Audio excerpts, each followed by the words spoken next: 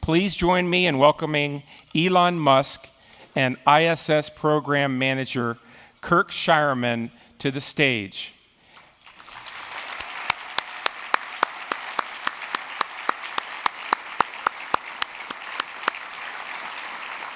Okay, I'm getting an indication there was a little bit of delay in his transportation. The second faux pas, 3 strikes, I'm out. But I'm not going to fill your time. Kirk and Elon are going to come up momentarily. They're going to be stepping up to the stage, and they'll start the conversation. Thank you.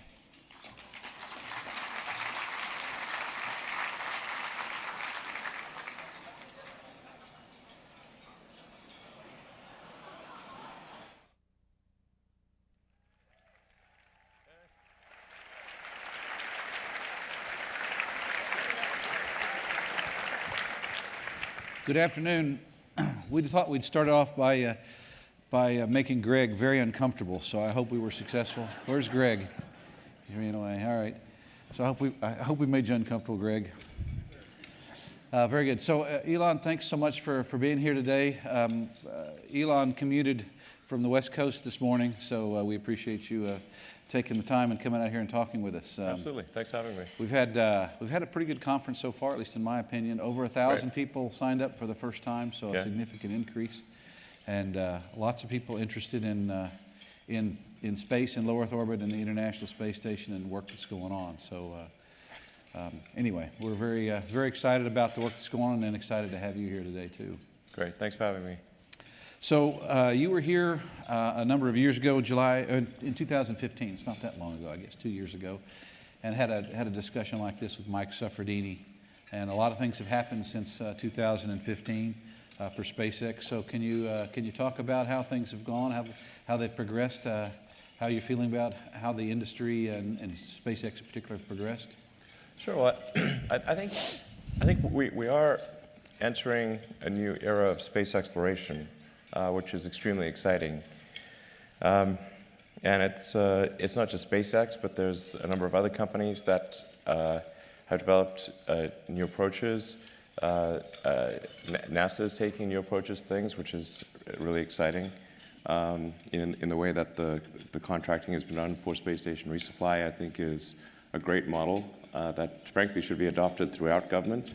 I spoke a little bit about this at the Governor's Conference, and it was actually using the NASA cargo resupply contracting process as a really great model for government in general. It's where you have 2 competitors, fixed price, milestone-based, where the milestones are primarily hardware-oriented. And then if one of the 2 companies that's competing does not reach their milestones, then the remainder of the milestones are competed to another company, and that's what happened with cargo resupply. It started off with SpaceX and Kistler. Kistler made some progress, but wasn't going to get across the finishing line, and then Orbital Sciences was competed for the second slot, and they did get across the finishing line, and now both SpaceX and Orbital are providing NASA with cargo services to the space station. And having that competitive dynamic is I think, just a very powerful function for getting a great outcome for the NASA as the customer. And I think that's just that was a great model, really well executed, and to the degree that's applicable in other areas of NASA or the government, I think there's the potential for revolutionary progress on that front. So from a technical standpoint, the biggest thing that's happened in the last couple of years, which I'm really excited about and I think makes a difference for access to space, is the landing of the Falcon 9 rocket booster, and then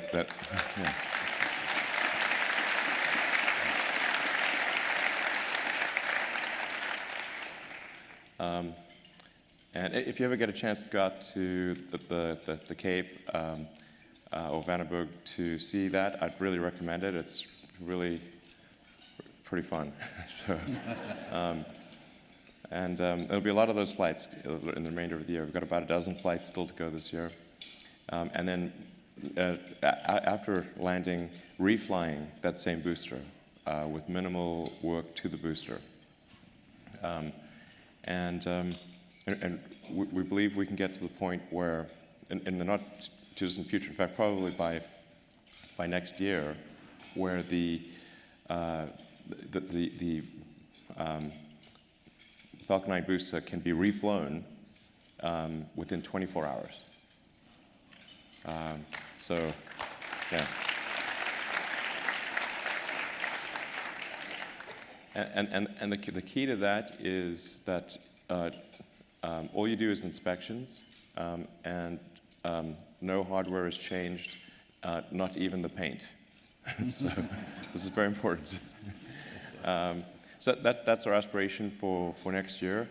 Obviously, while paying very close attention to mission assurance and reliability, but we think we've got at least a technical path to achieving that.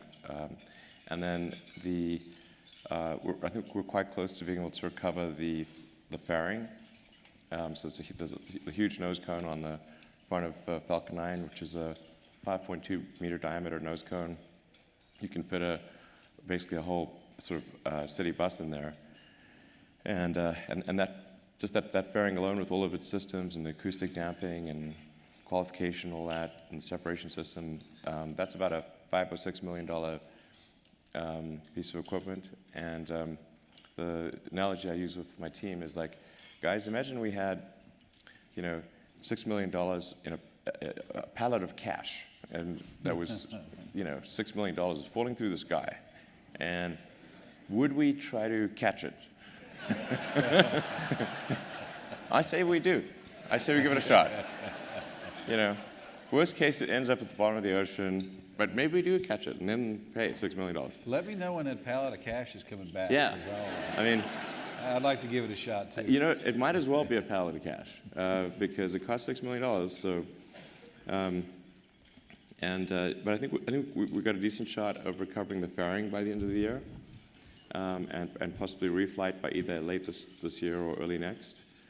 And that just leaves the upper stage of the rocket. Upper stage is about 20% of the cost of the mission. So if we get boost stage and fairing, we're around 80% reasonable. And then I think for a lot of missions we can even bring the second stage back. So we're going to try to do that. Although our primary focus will be on our Dragon over the next year or so. Our Dragon 2 spacecraft, which is the Crew Dragon, next generation Dragon spacecraft, which has got all of the Eclipse systems and the ability to do a launch abort all the way to orbit, and do an automated docking maneuver. So it doesn't need to be berth with the aid of the arm. It can do a direct docking maneuver. And then that will be once that's operational, the new method of taking both cargo and crew to the space station. So if I say what's our primary focus, it's making sure we stay on track for getting crew to station, as we promised NASA around the middle of next year. That's going to be real exciting. I think it's going to be great for getting the public fired up. That's really... It's been a while since we launched astronauts from U.S. soil, so yeah. we're all looking forward to that. Yeah. And I'd just like to thank people at NASA for giving SpaceX a chance to do this, and just want a word of appreciation for the working relationship with NASA, which is great. In fact, I told the governors last week that for a long time my password was "I love NASA." That is actually true.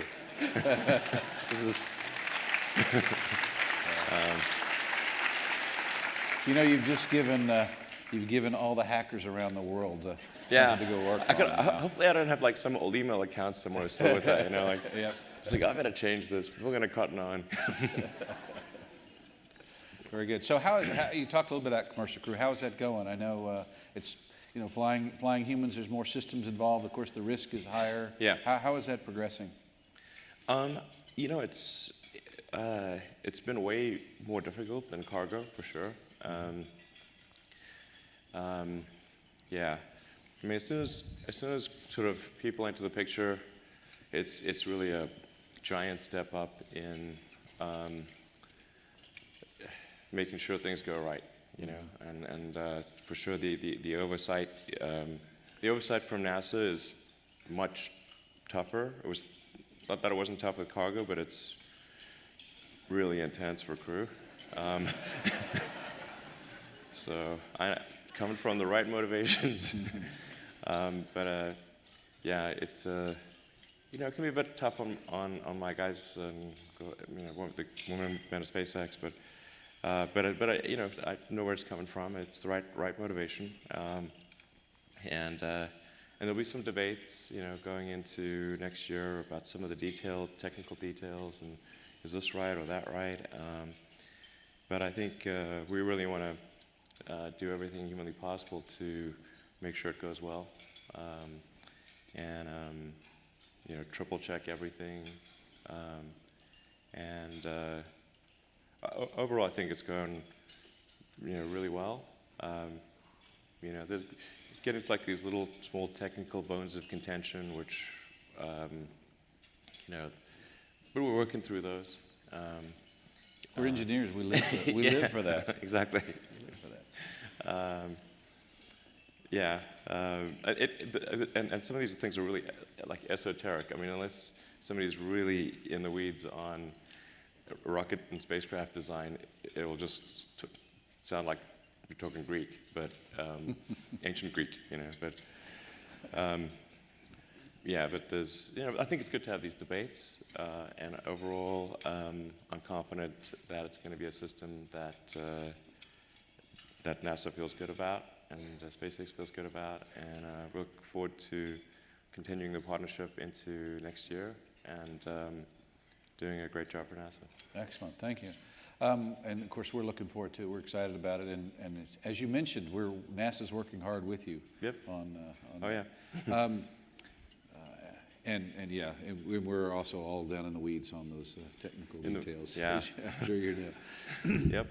Let's see. Literally down to the little bolt, to the little thing. Oh yeah. Sure. Yeah. Where's Gerst? Gerst is here somewhere. That's Gerst's gravy too. Gerst, if you can't have a dry lube bolt pitch discussion with Gerst, it's not a good day. Chris and I have many sort of in the weeds technical discussions. I love talking to Gerst. One of my favorite people in the world, actually. So, yeah. There you go.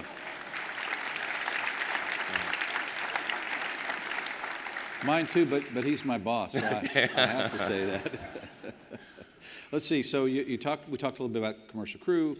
We have cargo supply, resupply 1, Yep. which you have the Dragon, which of course Dragon 1, which is berthed, and in fact you've done a reflight recently with the Dragon. Yeah. Thanks for bringing that up. Because that's kind of important. Yes, it is. And again, thanks for the NASA support on that. God, we really should. We should have made a slightly bigger deal out of it because it was the first reflown spacecraft since the shuttle. Mm-hmm. And we kind of forgot to let people know I mean, I guess it was there in the details, but we forgot to, I don't think the public even realizes that it's the first reflight of an orbital spacecraft since the shuttle. Which performed very well too. Very good, good clean mission. Yeah, solid. I mean, that was a case where I should, in full disclosure, say that it cost us almost as much in fact, probably about as much, maybe more, to refill. We're not negotiating a contract here. No, I know. I've just been totally honest here. The SpaceX internal accounting said that it cost us almost as much as building a Dragon 1 from scratch. I suspect our internal accounting was probably wasn't counting certain things. There were some circumstances unusual about this one, right? This one had some but the water next one, incursions and things like that. So the amount of rework on this particular. This had a lot of rework. Yeah. But the next one, we think there's a decent shot of being maybe sort of 50% the cost of a new one. And Keep going, my contracting officer's here. yeah, I'm negotiating against myself here. Yes. Yeah, no, I mean, we want to offer the best possible deal for NASA, and it's always tough to get that top line budget to increase. Hope it does. Man, I think so much good could be accomplished if the NASA top line budget was increased. People have no idea. You know?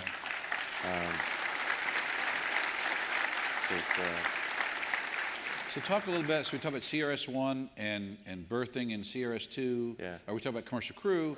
CRS-2, the Dragon is going to, it's cargo Dragon, it's the similar out of mold line of the Crew Dragon, but it's going to dock. And so talk about the... then we'll have good commonality between the systems. Synergisms and things like that. Yeah.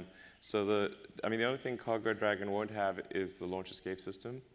Or it'll still have the logic associated with separating from the vehicle.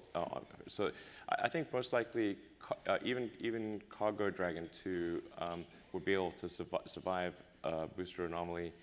I like that word anomaly. We don't like that word either. Yeah, well, I guess I don't like it. Anyway, it won't have the launch. It'll have everything else on that Crew Dragon 2 has except the thrusters. But I think in most cases, actually, it would still be able to survive reentry and keep the cargo safe. But having that commonality is great. Yeah.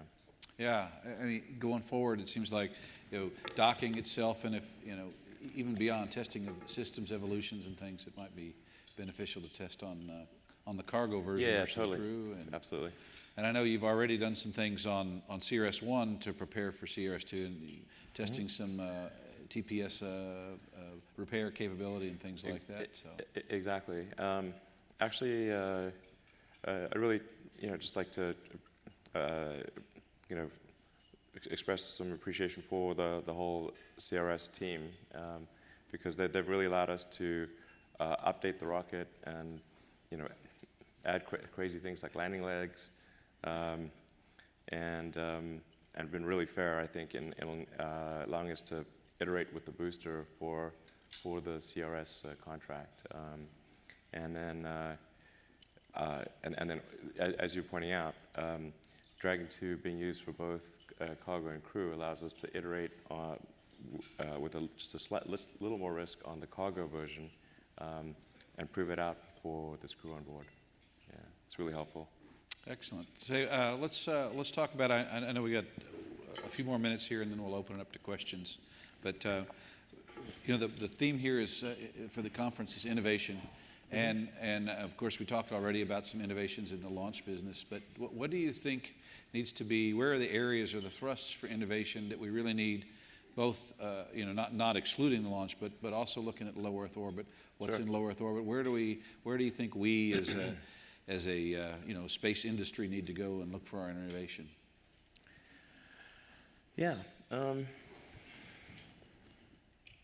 Well, I think for the long, I still believe, and I think many people do, the key to opening up space orbit, LEO and beyond, is rapid and complete reusability,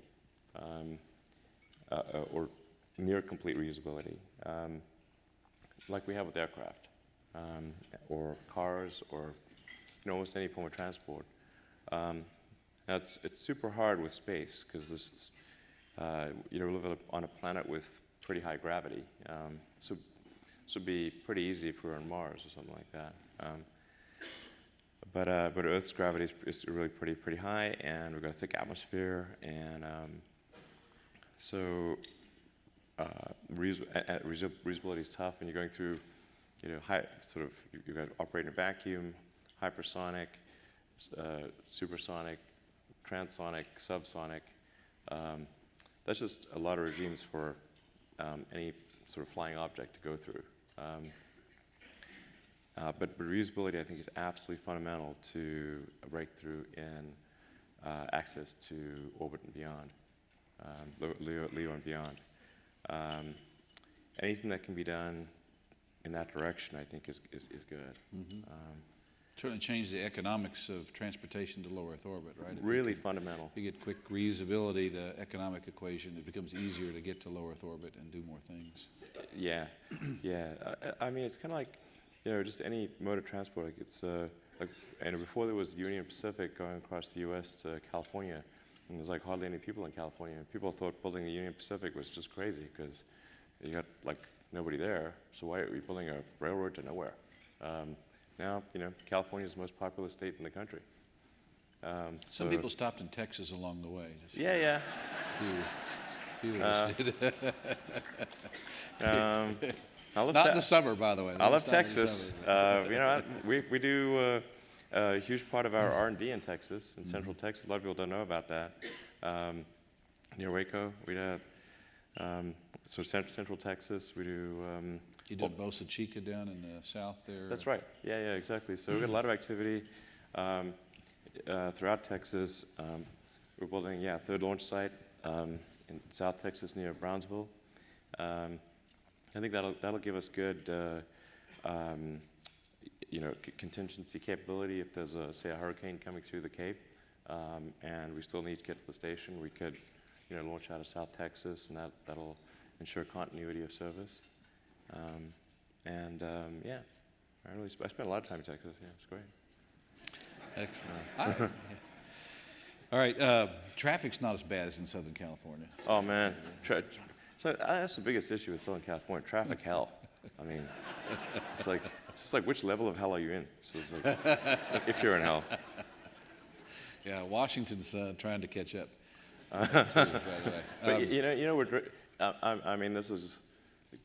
I mean, we're digging a tunnel. I don't know if you heard about that. Yeah. Yeah. So it's like the tunnel starts right across from SpaceX HQ. So if you're ever out and you want to see our tunnel, Yeah. As long as you promise not to close it in after I get in. no problem. We're digging the tunnel, and it's kind of like I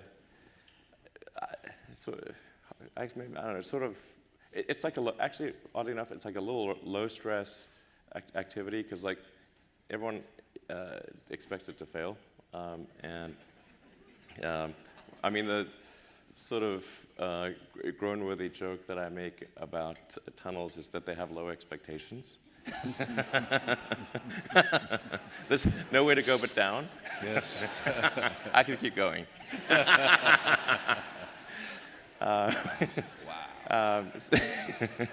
That makes sense. You're involved in space. You're involved in tunnels. You kind of cover Yeah, the gamut. they used to call me internet guy when I started off in space. Hey, this is internet guy who's in space. He's obviously going to fail. So then they stopped saying internet guy. I think that's going to say transport guy. He's a transport guy. So, speaking of transport, so today ISS is up there, and really the conference is focused a lot on some of the research and development that's going on there, and commercialization too, by the way. But and commercialization, at least NASA's strategy is commercialization will be fostered on ISS, and then at some point in the future, ISS will go away, and we expect. We hope for a vibrant low Earth orbit economy at that point in time. That's cool. And I'm kind of curious what you see in terms of SpaceX and your transportation relative to that economy. What's next for commercial crew after ISS? Sure. Well, first of all, I don't think the public realizes how cool ISS is. That is an awesome thing that's up there. I talk to a lot of people that, first of all, some people don't realize we have a space station. Like, you cannot be serious. We have a gigantic space station. It's huge. It's really gigantic. I mean, it's a pretty incredible structure that we have orbiting the Earth. And I think I'd recommend, we've got to do something to educate the public about the awesomeness of the space station, because it is pretty amazing. And big. Like, people just lose sight of, they think, oh, there's a little thing. No, it's big. It's real big. So now it's finally getting into sort of real operational use. That's great. It's like an amazing technological achievement. So, but then, yeah, I think in terms of low Earth orbit stuff, on the commercial side, I think there's a lot of opportunities in kind of a global internet capability, so providing internet to parts of the world that either don't have it or where it's very expensive and not very good. So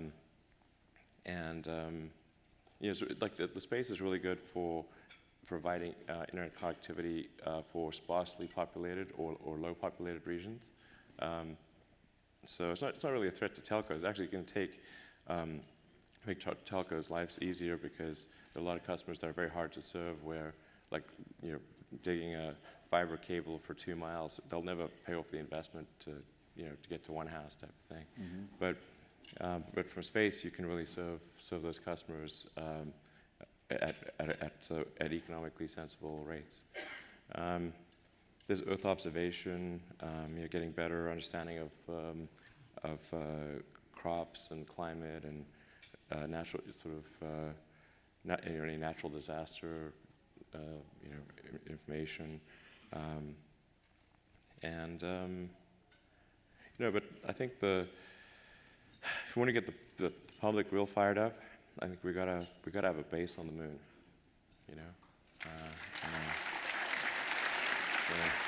It's like that would be pretty cool. And then going beyond that, getting people to Mars. Yeah. Certainly sending people further than we've ever sent them before, I think, is captivating for the people. So yeah, exactly. It's captivating for me, I know that. Yeah, exactly.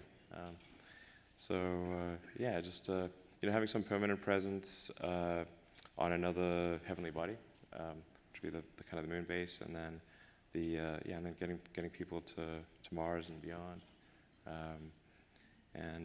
That's sort of that's the continuance of the dream of Apollo that I think people are really looking for.